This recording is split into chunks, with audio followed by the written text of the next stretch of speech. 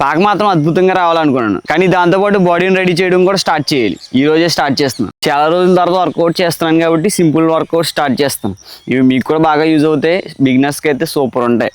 ఇవి సరిపోతాయి మనకి. పాకపోయినా అయితే ఇంతవరకు పూర్తయింది. అన్ని మన పనులే కాబట్టి వర్క్ కొంచెం స్లోగా రన్ అవుతుంది. ఇంకా వర్కౌట్ స్టార్ట్ చేద్దాం.